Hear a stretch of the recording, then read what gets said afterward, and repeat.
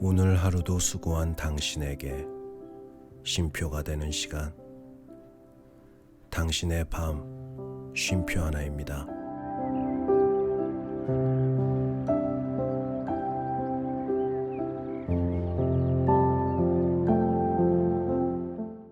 안녕하세요.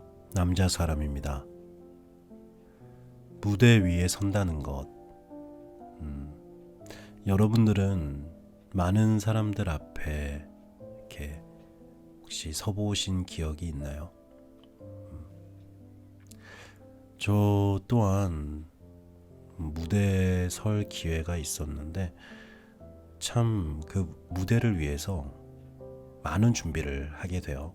많이 떨리기도 하고 그랬던 기억이 있는데 오늘 앤도 수많은 사람 앞에서 낭송을 하기 위해 준비하고 있습니다. 예쁜 옷도 입고 어떠한 시를 낭송할지도 고민하고 과연 낭송을 잘 마무리할 수 있을지 당신의 밤 쉼표가 되는 시간 빨간머리엔 35번째 이야기 시작해 보도록 하겠습니다.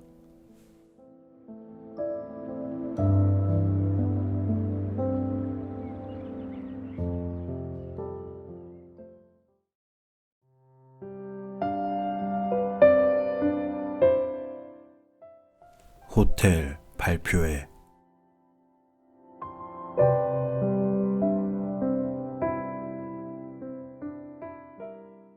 꼭 하얀 오건디 드레스를 입도록 해. 다이애나가 더 생각해 볼 것도 없다는 듯 말했다. 두 소녀는 앤의 동쪽 방에 함께 있었다. 밖에는 막 땅거미가 지기 시작했고 구름 한 점 없이 맑고 푸른 하늘은 아름다운 연두빛 황혼으로 물들었다.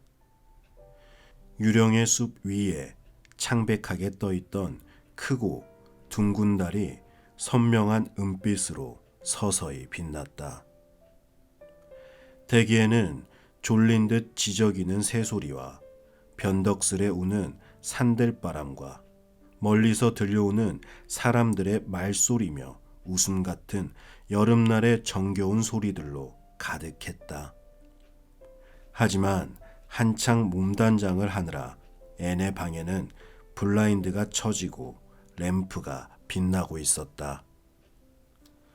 동쪽 방은 4년 전 그날 밤 사람을 반기지 않는 냉랭함이 뼛속까지 스며들던 썰렁한 모습과는 완전히 달랐다. 날이 갈수록 방은 조금씩 바뀌었고 마릴라가 체념한 듯 묵인해준 덕에 이제는 어린 여자아이들 취향에 맞는 아기자기하고 예쁜 보금자리가 되어 있었다. 앤이 어릴 적 소망했던 분홍 장미 무늬가 있는 벨벳 카펫과 분홍 실크 커튼의 꿈은 실현되지 않았지만 자라면서 꿈도 조금씩 변한 탓에 그다지 아쉽지는 않았다. 바닥엔 예쁜 깔개가 깔려있고 높은 창을 부드럽게 감싸며 산들바람에 하늘거리는 모슬린 커튼은 연한 초록빛이었다. 벽에는 금실 은실로 짠 벽걸이는 없어도 아름다운 사과꽃무늬 벽지를 바른 위에 앨런 부인에게 받은 멋진 그림들로 장식했다. 스테이시 선생님의 사진이 가장 좋은 자리를 차지했고 그 아래 선반에는 늘 신선한 꽃을 놓아 선생님을 그리는 마음을 나타냈다. 오늘 밤엔 하얀 백합이 꿈결같이 그윽한 향기를 뿜어냈다. 마호가니 가구는 없었지만 책이 가득 꽂힌 하얀 책장과 쿠션이 얹힌 버드나무 흔들 의자와 하얀 모슬린으로 주름을 단 화장대 그리고 전에 손난방에 걸려있던 금테를 두르고 아치형 꼭대기에 통통한 분홍색 큐피트와 보라색 포도가 그려진 고풍스런 거울과 야트마한 하얀 침대가 있었다. 앤은 화이트 샌즈 호텔에서 열리는 발표회에 가려고 옷을 입는 중이었다. 호텔 손님들이 샬롯타운 병원을 후원하기 위해 마련한 행사인데 부근에 재능 있는 아마추어들이 모두 출연할 예정이었다. 화이트 샌즈 침례교회 성가대원인 버사 샘프슨과 펄 클레이가 이중창을 하고 뉴블리지의 밀튼 클라크가 바이올린 독주를, 카모디의 아델라 블레어는 스코틀랜드 민요를, 스펜서 벨리의 로라 스펜서와 에이번리의 앤 셜리는 시 낭송을 하기로 되어 있었다. 앤이 언제나 얘기했듯 일생일대의 획기적인 사건이 아닐 수 없었다. 앤은 흥분으로 가슴이 두근거렸다.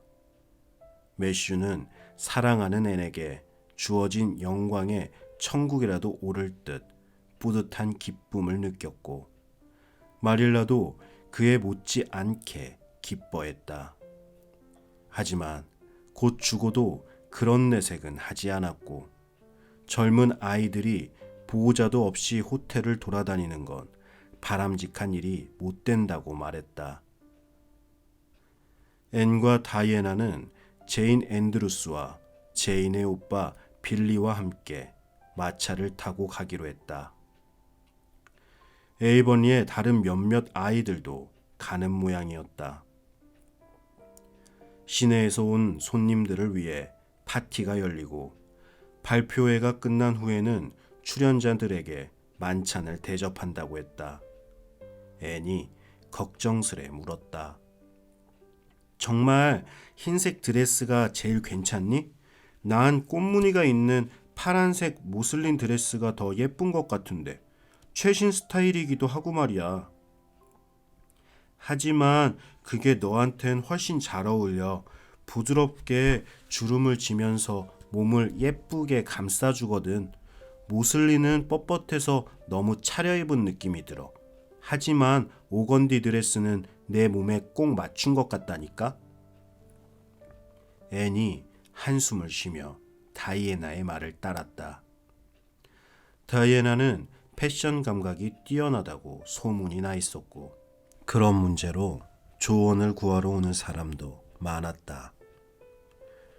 오늘같이 특별한 밤을 위해 빨간머리인 앤은 도저히 입지 못할 사랑스러운 들장미 같은 분홍빛 드레스를 차려입은 다이애나의 모습은 더없이 아름다웠다. 하지만 발표회에 나갈 사람은 다이애나가 아니므로 다이애나의 차림새는 뒷전이었다. 다이애나는 에이번리의 명예를 위해서라도 앤의 옷차림과 머리 모양을 여왕처럼 꾸며주겠다며 정성을 다했다. 그쪽 주름을 좀 더 빼내봐. 그렇지. 자, 허리에 장식띠를 둘러줄게. 이제 신발을 신어. 머리는 두 가닥으로 따서 중간쯤에 커다란 흰 리본을 묶을 거야. 아니, 이마에 머리카락을 늘어뜨리지 마. 그냥 자연스럽게 남겨서 넘겨. 넌 너한테 어울리는 머리가 뭔지 잘 몰라, 앤. 앨런 사모님도 네가 앞머리를 그렇게 넘기면 성모 마리아 같다고 말씀하셨어. 이 조그만 흰 장미를 귀 뒤에 꽂아줄게. 정원에 한 송이 피어있기에 너 주려고 가져왔단다. 내 진주 목걸이를 해도 될까? 매슈 아저씨가 지난주에 시내에 나가 사주셨는데 목걸이 한 모습을 보고 싶어 하실 거야. 다이애나가 입술을 오므리고 검은 머리를 외로 꼰 채 곰곰이 생각하더니 이윽고 괜찮겠다고 말했다. 그러자 애는 우윳빛처럼 하얗고 가는 목에 목걸이를 걸었다. 다이애나가 시기하는 마음이라곤 전혀 없이 감탄하며 말했다. 넌 정말 맵시가 있어, 앤. 자세도 반듯하고 자신만만하고 아마 날씬해서 그런가 봐. 난 너무 땅딸만 해. 살이 찔까 봐 늘 걱정이었는데 결국 그렇게 되어버렸어. 그냥 포기하고 살아야 할까 봐. 앤이 다이애나의 귀엽고 생기 있는 얼굴을 보며 다정하게 미소를 지었다. 하지만 넌 예쁜 보조개가 있잖아. 크림을 콕 찍은 것처럼 얼마나 사랑스럽다고. 난 보조개를 갖겠다는 희망은 전부 버렸어. 절대로 이루어지지 않는 꿈일걸? 하지만 다른 꿈들이 많이 이루어졌으니 불평해선 안 되겠지. 이제 준비는 다 끝난 거니? 다 됐어.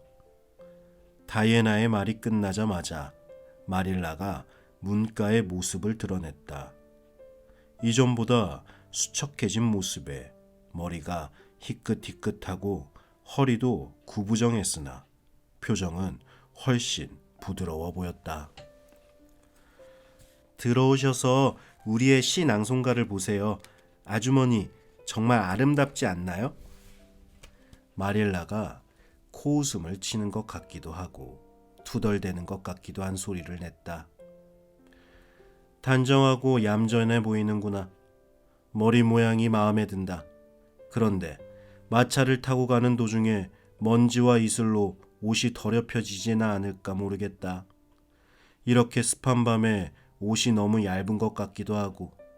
아무튼 오건디는 매슈 오라버니가 그걸 사왔을 때도 말했지만 세상에서 제일 실용적이지 못한 옷감이야. 하지만 요즘은 오라버니에게 무슨 말을 해봤자 아무 소용이 없으니까.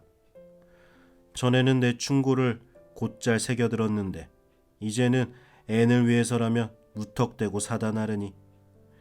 카모디에 있는 가게 점원들이 오라버니를 봉으로 생각할 수밖에.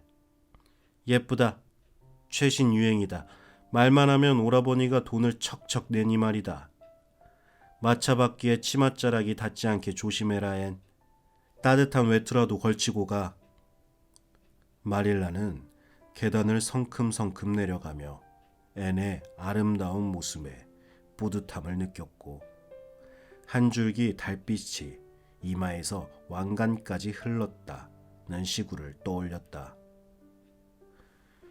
그리고 발표회에 가서 앤의 낭송을 듣지 못하는 것이 못내 아쉬웠다. 앤이 걱정스레 말했다. 이 드레스를 입기에 날이 너무 눅눅할까? 그러자 다이애나가 블라인드를 걷어올리며 말했다. 천만에 더할 나위 없이 완벽한 밤이야. 이슬도 내리지 않을 거라고. 저 달빛을 봐. 앤이 다이애나 쪽으로 다가가며 말했다. 내 방 창문이 해가 뜨는 동쪽으로 나 있어서 정말 좋아. 길게 이어진 언덕 너머로 아침이 밝아오고 뾰족한 전나무 꼭대기가 밝게 빛나는 모습이 얼마나 멋진지 몰라. 매일 새로운 아침이 찾아오고 갓 떠오른 햇살에 내 영혼까지 깨끗하게 씻기는 느낌이야. 아, 다이애나, 난 이 작은 방이 너무 좋단다. 다음 달에 이 방을 떠나 셜롯타운에 가면 어떻게 지내야 할지 모르겠어. 다이애나가 간절하게 말했다. 오늘 밤엔 떠난다는 얘기는 말아줘. 난 너무 슬퍼서 생각조차 하기 싫으니까. 오늘 밤은 기분 좋게 보내고 싶어. 뭘 낭송할 거니, 앤? 떨리니? 아니, 전혀 떨리지 않아. 사람들 앞에서 많이 해봐서 그런지 아무렇지도 않아.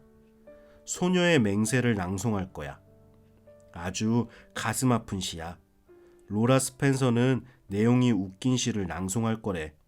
하지만 난 사람들을 웃기는 것보다는 눈물을 흘리게 하는 게 좋아. 앙코르를 받으면 뭘 낭송할 건데? 나한테 누가 앙코르를 청한다고 그러니? 그렇게 콧방귀를 끼긴 했지만 앤은 속으로는 그렇게 되기를 바랬고 벌써 내일 아침 식탁에서 매슈에게 그 얘기를 전하는 자신의 모습이 그려졌다. 빌리와 제인이 왔나 봐. 마차 소리가 들리네. 어서 나가자. 빌리 앤드루스가 앤이 자기와 함께 앞자리에 앉아야 한다고 고집을 부려 앤은 마지못해 그렇게 했다. 마음 같아선 여자아이들과 뒷자리에 앉아 실컷 웃고 떠들고 싶었다. 빌리와는 웃고 떠들 일이 별로 없었다. 빌리는 덩치가 크고 뚱뚱하고 무딘 20살 청년으로 둥글 넓적하고 무표정한 얼굴에 말재주도 지독하게 없었다. 하지만 빌리는 앤을 몹시 흠모하고 있었고 이 날씬하고 반듯한 여자아이와 나란히 앉아 화이트 샌즈까지 마차를 타고 간다는 자부심으로 우쭐해하고 있었다. 앤은 그래도 즐거운 마음으로 가기로 작정하고 어깨 너머로 뒷자리에 아이들과 이야기를 주고받으며 때로는 빌리에게도 정중하게 말을 건넸는데 그때마다 빌리는 싱글거리거나 킬킬대기만 할 뿐 한 번도 제때 대답하지를 못했다. 기분 좋은 밤이었다. 길은 호텔로 가는 마차로 붐볐고 맑은 웃음소리가 사방에서 울려 퍼졌다. 호텔은 천장에서 바닥까지 눈부실 정도로 환했다. 발표회 준비 인원인 어떤 여자가 앤을 출연자 대기실로 안내했다. 대기실은 샬롯타운 심포니 클럽 회원들로 가득했고 앤은 그 속에서 갑자기 부끄러움과 두려움과 초라함을 느꼈다.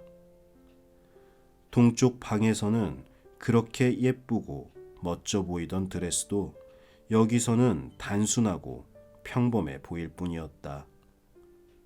반짝거리고 사각사각 소리를 내는 실크와 레이스 드레스 속에서 앤은 자신의 옷이 너무도 단순하며 평범하다는 생각이 들었다.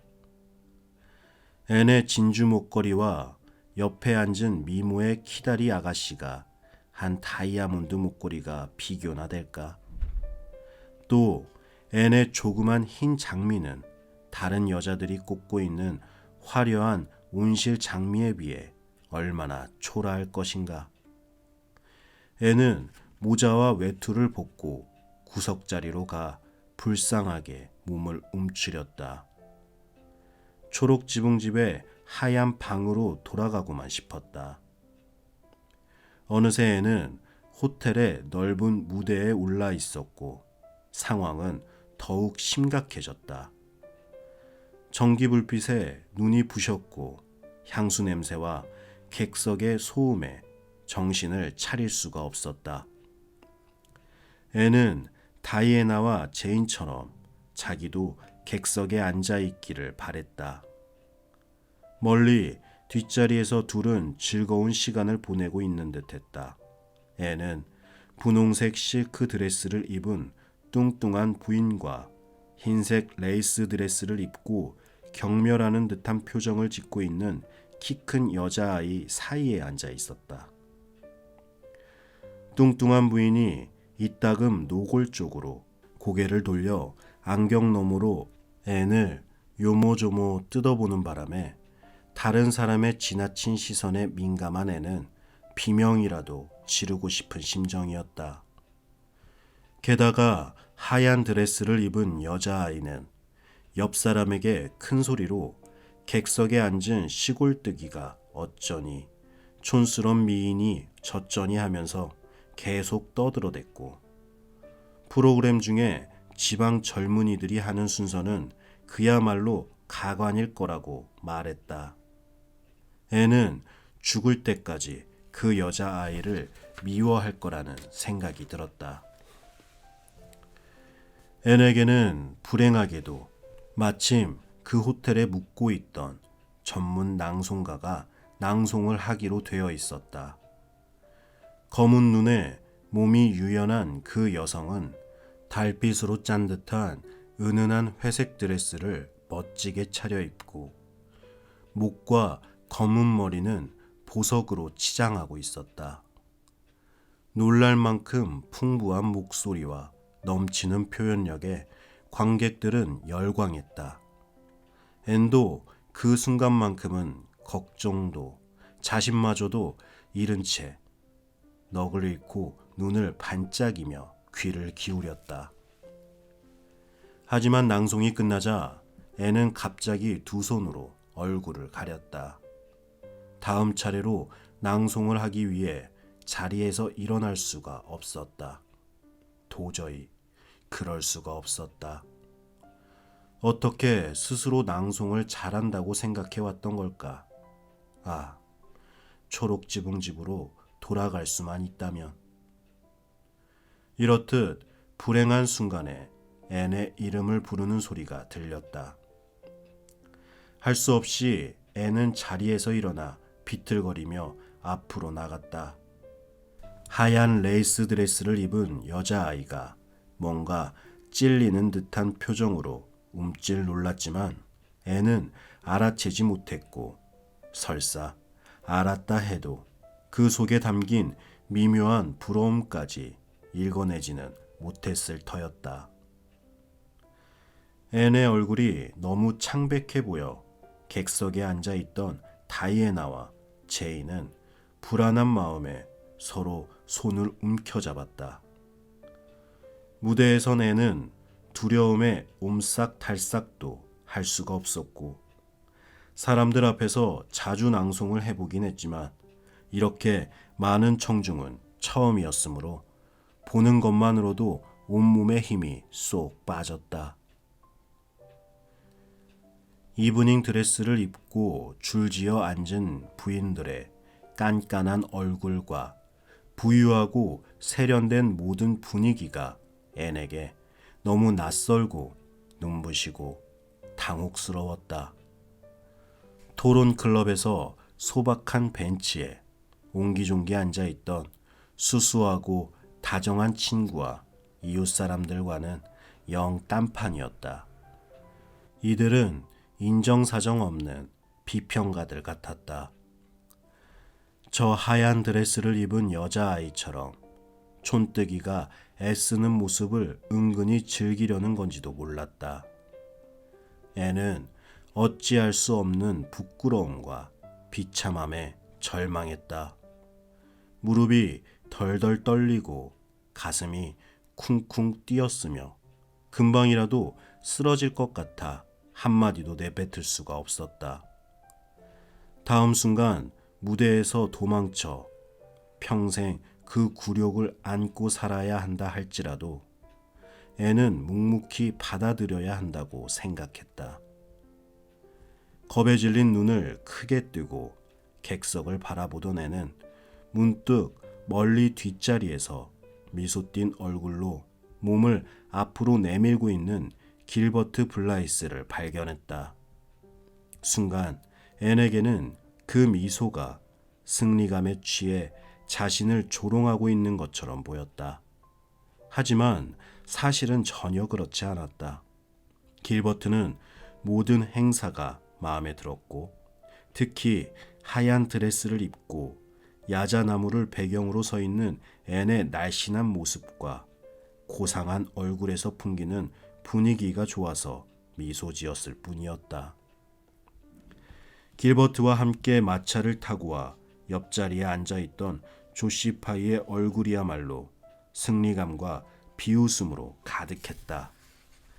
하지만 앤은 조시를 보지 못했고 설사 봤다 해도 그건 중요하지 않았다.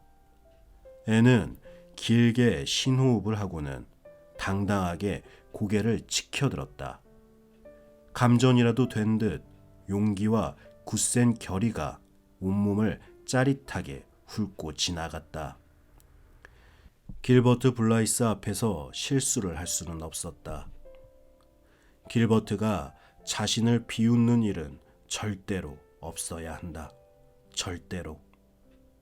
그러자 두렵고 불안하던 마음이 순식간에 사라졌다. 앤은 드디어 낭송을 하기 시작했다. 앤의 맑고 부드러운 목소리는 떨림도 막힘도 없이 객석 구석구석까지 낭랑하게 울려 퍼졌다. 완전히 냉정을 되찾은 애는 맥없이 떨던 그 끔찍한 순간을 만회라도 하려는 듯 그 어느 때보다 훨씬 멋지게 낭송을 했다. 앤이 낭송을 마치자 진심 어린 박수가 터져 나왔다.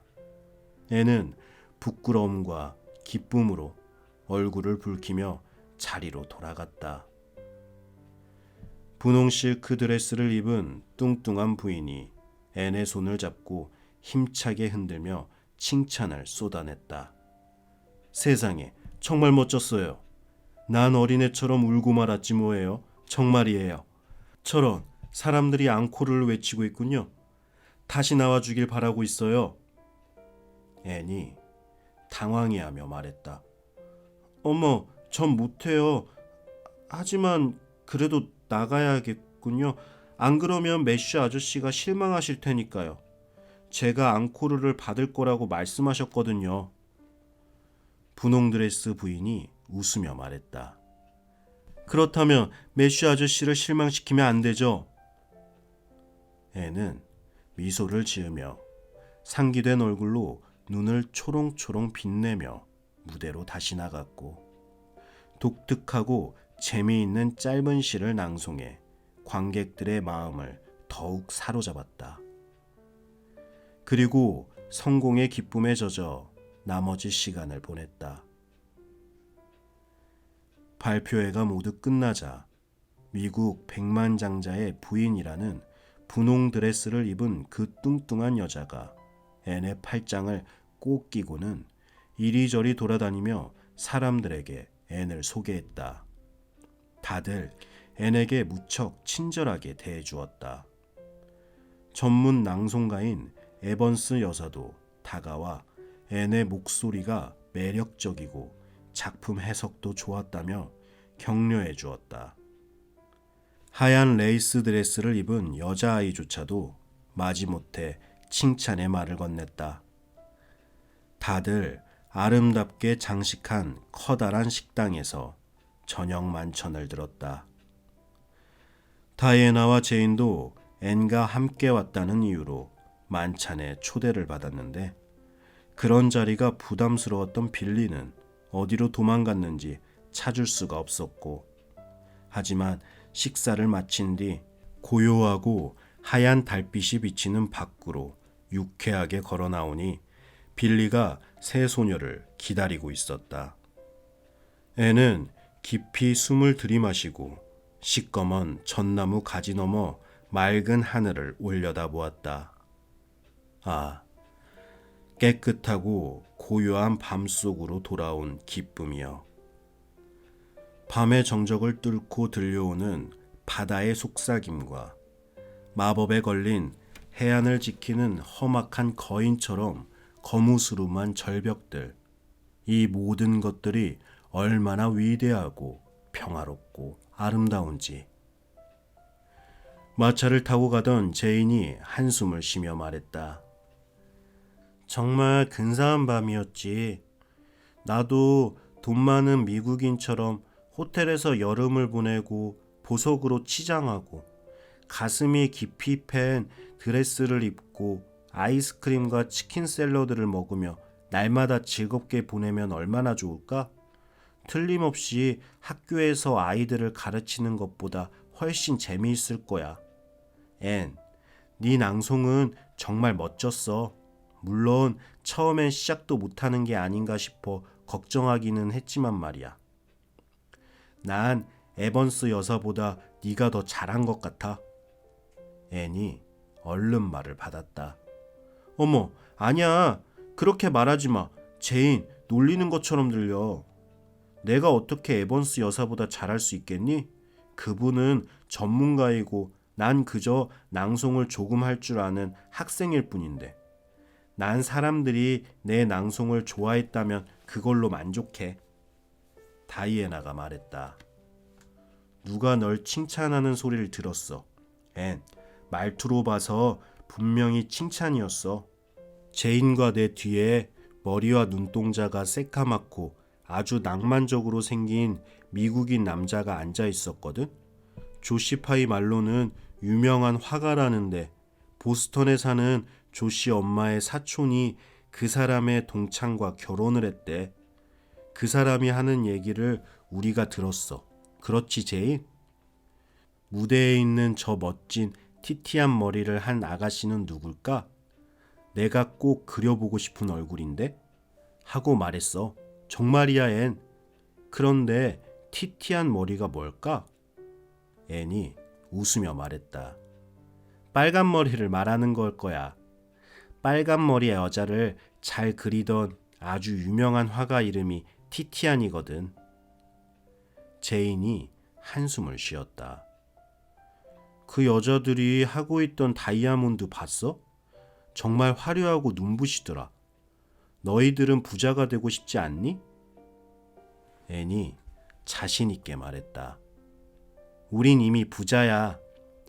지금까지 16년을 큰 탈 없이 잘 살아왔고 여왕 못지않게 행복한 데다 많건 적건 상상력도 있어. 저 바다를 봐. 은빛 물결과 보이지 않는 것들로 가득한 상상의 세계를. 100만 달러의 다이아몬드가 수십 개 있다고 해서 그 아름다움이 더 크게 느껴지지는 않아. 난 그 여자들 중 하나가 될 수 있대도 바꾸지 않을 거야. 하얀 레이스 드레스를 입은 여자아이처럼 세상을 깔보기 위해 태어나기라도 한 듯 평생 심술궂은 얼굴로 살고 싶니? 아니면 친절하고 좋은 사람이지만 뚱뚱하고 딸딸망해서 맵시가 전혀 안 나는 분홍 드레스를 입은 부인이 되고 싶어? 두 눈 가득 슬픔이 어린 에번스 여사는 또 어떻지? 그런 표정을 하고 있는 걸 보면 아주 불행한 일을 겪었던 게 틀림없어. 너도 그런 사람이 되고 싶진 않잖아, 제인 앤드루스. 제인이 확신 없는 투로 대꾸했다. 난 잘 모르겠어. 다이아몬드가 있으면 사람들이 훨씬 위안받을 것 같은데.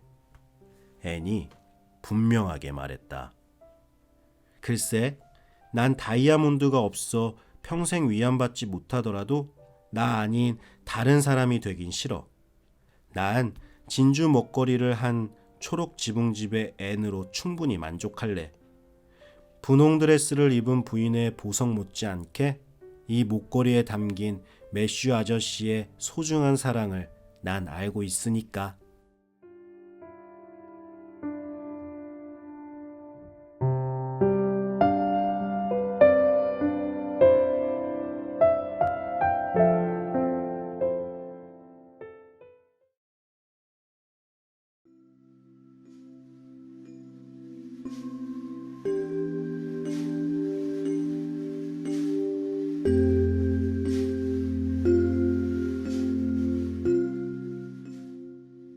네. 처음에 이제 본인과는 다른 모습에 아무래도 좀 많이 떨렸던 것 같은데요. 그래도 앤이 어떤 용기를 얻어서 잘 마무리했네요. 그러면서 동시에 큰 깨달음을 얻은 것 같아요.